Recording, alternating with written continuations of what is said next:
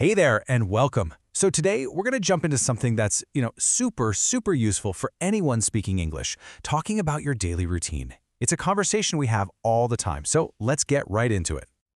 Seriously, just take a second to think about it. If someone asked you, "Hey, how was your day?" Could you actually tell them what you did from start to finish? It's a question you hear constantly. And that's exactly why we're going to break this all down. We'll learn the essential verbs and phrases by following the daily story of a woman named Jessie. It's the perfect way to see how this stuff is used in, real life. All right, so let's kick things off with the morning routine. It's where every day starts, right? But before we dive deep, let's just get a bird's eye view of our whole day. Think of this as our roadmap. We've got the big moments here, from waking up at 6 a.m. all the way to bedtime at 10:30 p.m. We're going to walk through each of these one by one. So, Jessie's day starts at 6 a.m. And, I think a lot of us can feel this one. She doesn't like waking up early. This sentence is perfect, it's simple, it gives a reason, and it just sounds so natural. Okay, so you're awake. What's next? Well, it's usually a few basic steps, right? You get out of bed, you brush your teeth, and wash your face. Maybe you check your phone, then get dressed. These action words are the absolute foundation of your morning story. And of course, what's a morning for a lot of people without coffee? For Jessie, Paul, and Emily, this is a non-negotiable step. It's so common, it's basically a universal part of the morning ritual. All right, coffee's done. Now breakfast. You can see Jessie keeps it pretty simple, just some toast. But then you have Paul and Emily with a few more options. This is a perfect example of how you can just swap in different words to describe your specific breakfast. Okay, breakfast is over. Now we're moving into the next big chunk of the day, heading to work and, well, the whole work day itself. So, how's she getting to work? Jessie takes the bus. That's a really useful phrase. During her commute, she listens to music or a podcast. And then you've got Paul and Emily, who drive to work. Two different ways to get there, two very common verbs.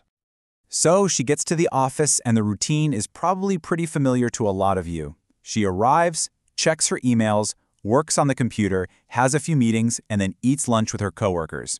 It's that classic sequence of actions that makes up a standard day at the office. And, not everyone clocks out at the exact same time. Jessie finishes up around 4:30, but Paul is there till about 5:30. It's just a great little reminder that even when routines seem similar, they've always got those small, personal differences. Phew. Okay, the workday is over. And now we get to what might be the most important part of the day for a lot of folks, the evening, and just winding down. So the first thing Jessie does when she gets home, she just takes a moment to relax. And that's such a key word, right? Relax. It just means, decompress, disconnect from all the work stuff. For her, it's sitting on the sofa, maybe watching some TV or reading a book. So after she's had a little time to chill out, the evening routine really kicks into gear. And you can see how it just flows from one thing to the next. Make dinner, wash the dishes, spend some time with family, maybe even go for a walk. It's a pretty standard, comfortable flow. And here we are, the final stretch, the before-bed routine. Jessie likes to take a shower and read a book to unwind. She hits the sack around 10:30, trying to get a solid 7 to 8 hours of sleep, which, let's be honest, is always a good idea. Okay, so we've literally walked through an entire day, from morning till night.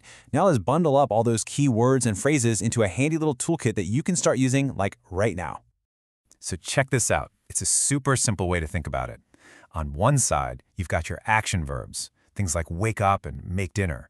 And on the other, you've got your time expressions, like in the morning or after work. The real magic happens when you just mix and match them. I wake up at 6 a.m. I wash dishes in the evening. Easy, right? All right, so to wrap this all up, I've got a question for you. Using some of the stuff we just talked about, what's one thing you do absolutely every day? Thinking about your own day is seriously the best way to make this all stick. Thanks so much for tuning in.